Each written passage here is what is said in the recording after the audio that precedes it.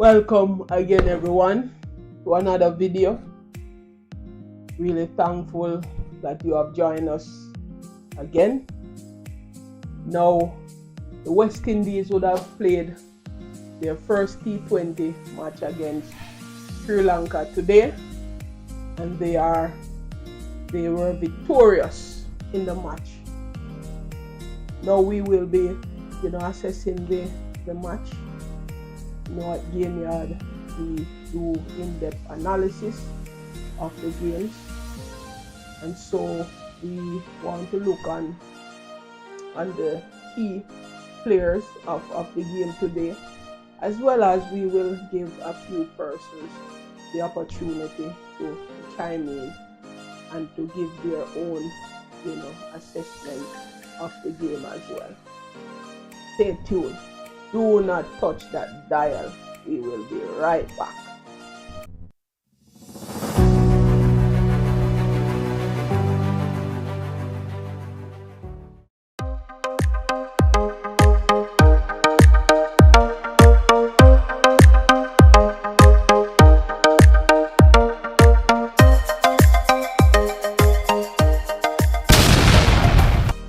Now, earlier, Ravman Powell would have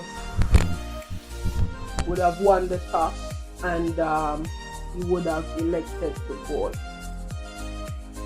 His election to bowl was the right decision, and I will break that down for you guys. Now, the weather condition in Sri Lanka, especially in the north central province where they would have played today, at the Ranjiri Dambola Stadium, there was overcast conditions, as well as rain would have fallen earlier in the day, probably overnight. So the covers were on the field, on the pitch, overnight into the morning. So the covers on the pitch would, there would be a build-up of moisture under the covers. When that happens, it generally, those conditions would favor seam bowling, and that is one of the reasons why Ravman would have chosen to bowl, because he would have wanted his seam bowlers to make use, one, of the overhead conditions, which the ball tend to move, especially when you have overcast condition, and the moisture that would have built up under the covers would cause some sort of movement as well.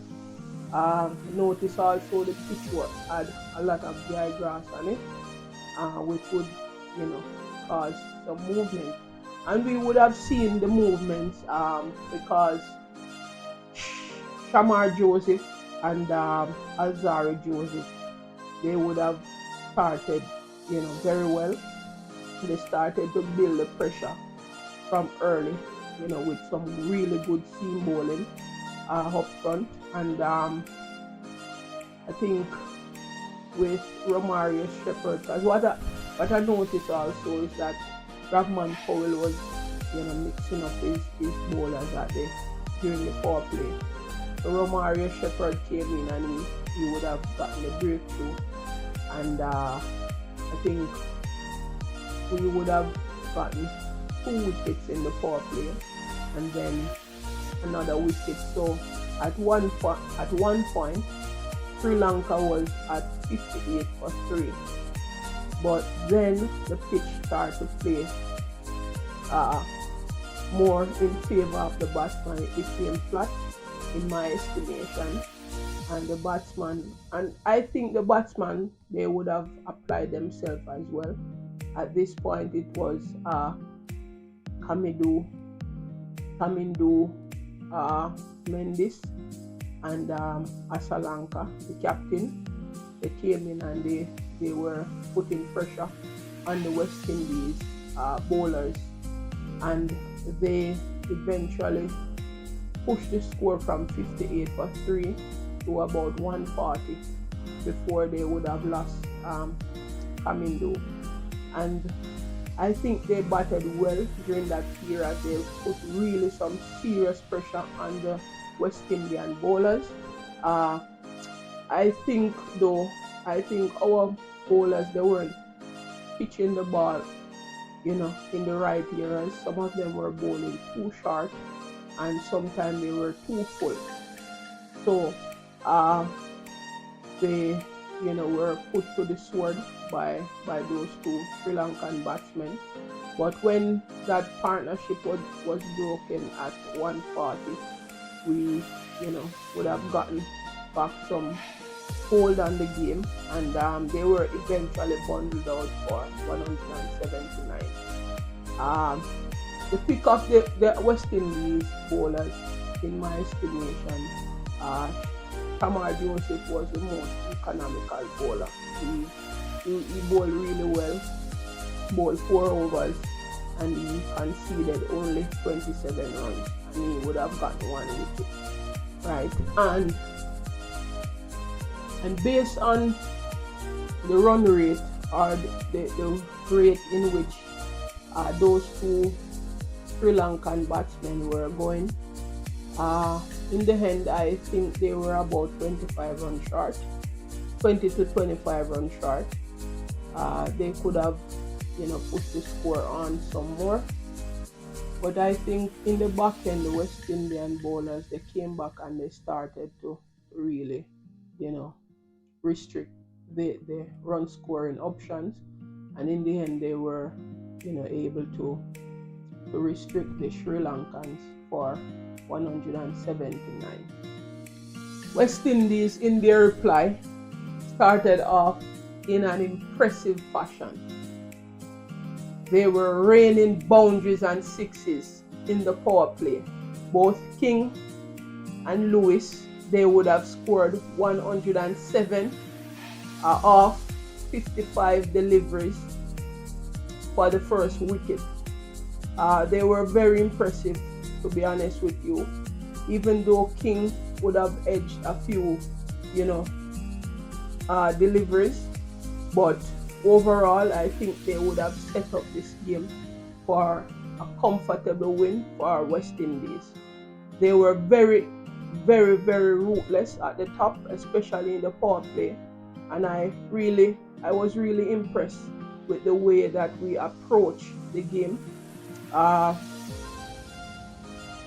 From the outset, they started to put pressures on all the bowlers, from Sri Lanka.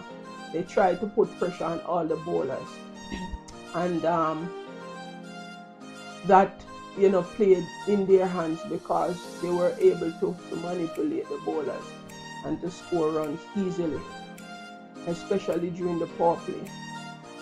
So Brandon King would have made 63 at the end.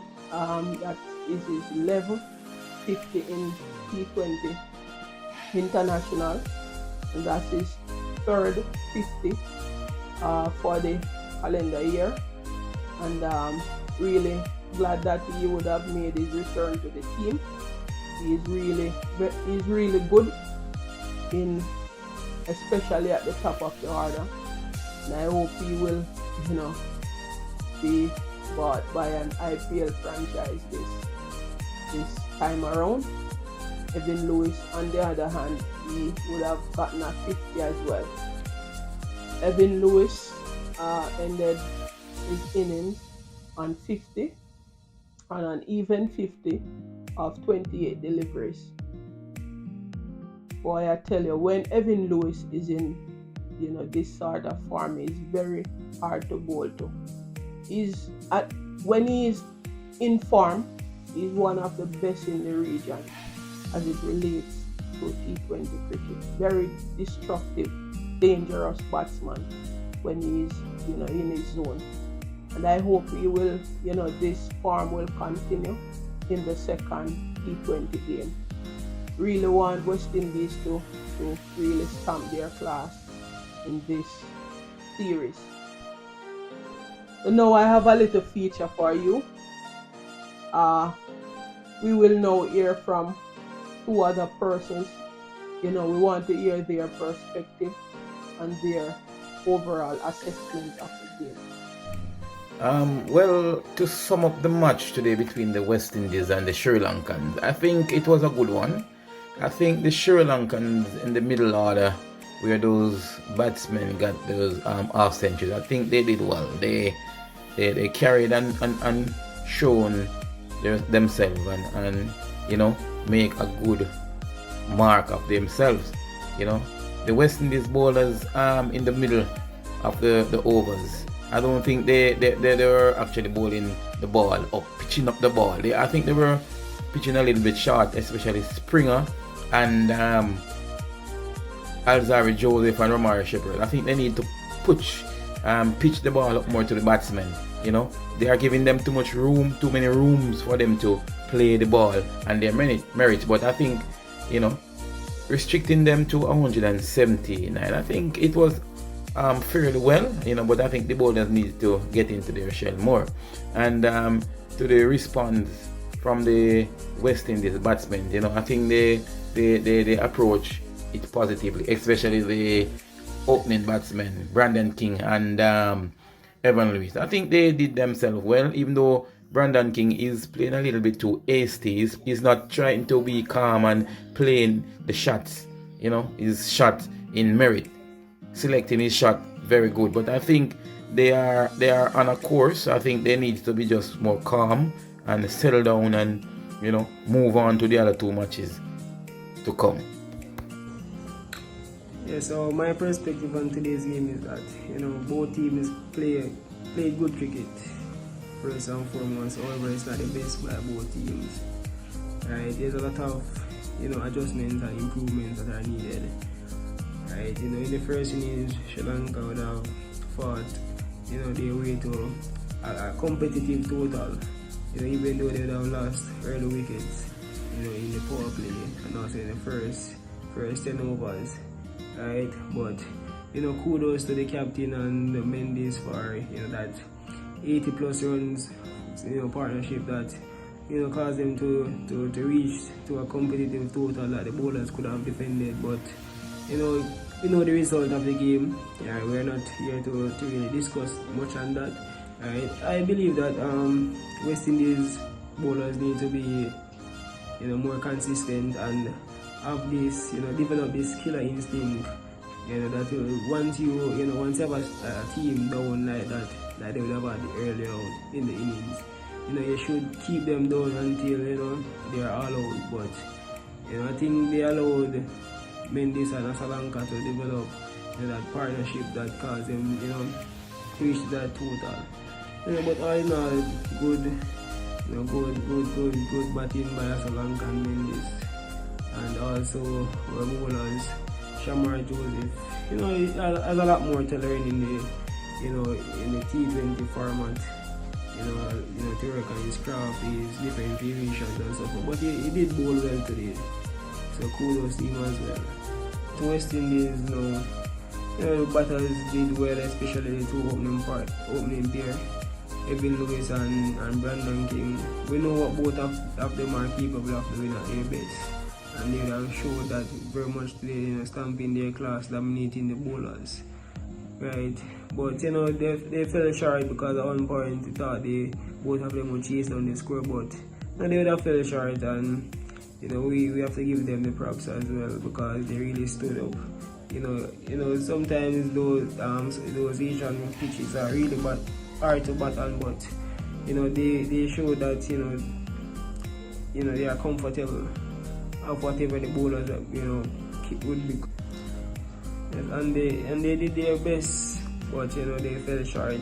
And West Indies need to work on number 3 and number 4 areas, especially.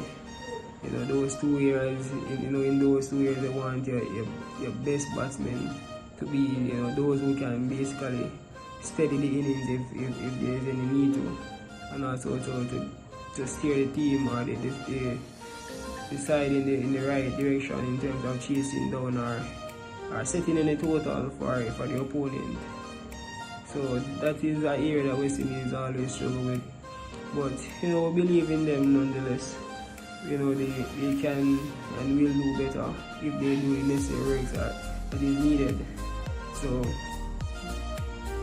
yeah, the entire team, especially Rutherford, right, he stood up when the team needed him the most, right, and allowed the team to be victorious today. So hopefully in the next match, they will work on the areas, the weak areas, and also areas that need improvement, especially the bowlers need to be more consistent, the batters need to be more be more selective in their decision making, right, and just to assess the condition as best as possible, right, especially what Brandon King and Evin Lewis did today. But all in all, it was a pretty good game. Kudos to both teams. It was a really competitive match down to the last two overs, right, but hopefully the next two matches will be more competitive. And that the best team or the better team will be victorious. Yes, I just want to thank those two persons for their input and their thoughts on the game, your thoughts and perspective. We really appreciate it, and I hope that you will continue to provide your assessment of the game going forward. So scores in the match: Sri Lanka 179 for 7 of 20 overs with a run rate of 8.95. Kamindu Mendis scored 51 of 40 deliveries. Sri scored 59 of 35 deliveries. Shamar Joseph was the pick of the West Indian bowlers with 4 overs, no maiden, 27 runs, 1 wicket with an economy of 6.75. Romario Shepherd, 4 overs, no maiden, 39 runs, 2 wickets with an economy of 9.75. West Indies would have scored 180 for 5 of 19.1 over with a run rate of 9.39. Brandon King would have scored 63 of 33 deliveries. Evin Lewis would have scored 50 of 28 deliveries. The man of the match would have been Brandon King with his 63. That 50 would have been his third 50 for 2024, as I said before, and 11th in his T20 career. Well done, Brandon King. So all eyes now are on the second match. Will be at the same stadium. That will be on the 15th of October, that is next Tuesday. See you there. Stay tuned for more cricket, lovely cricket.